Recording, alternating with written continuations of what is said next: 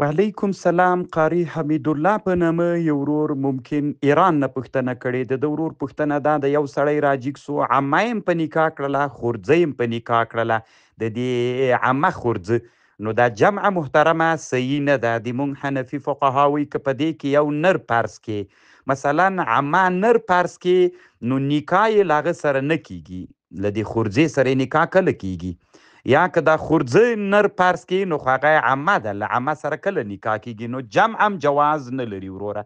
دغه جمع ناروا ده وروره. الله دې ښه لره کامیاب اوسې. وعلیکم سلام ورحمت الله وبرکاته. یو ورور د پاکستان نه پوښتنه کړې، ابو زبیر په نامه باندې. نو زه خو یې په پوښتنه باندې پوه نه سوم محترمه. که ته دې خپله پوښتنه لږ سمه واورې، کیدای سي تا هم سمه واضحه نه وي ویلي. نو محترمه وروره، زه به دومره درته ووایم چې قبض د وکیل قبض د موکل ده. دا د موږ د احنافو علماو خبره ده. علامه برهان الدین مرغناني په هدایه کې او نور فقهاوي، که یو څوک چا وکیل مقرر که، نو وکیل راجیګ سو، د موکل دپاره یې شی واخیسته، نو دا قبض د وکیل ده، قبض د موکل ده محترمه. الله دې ښه لره کامیاب اوسې.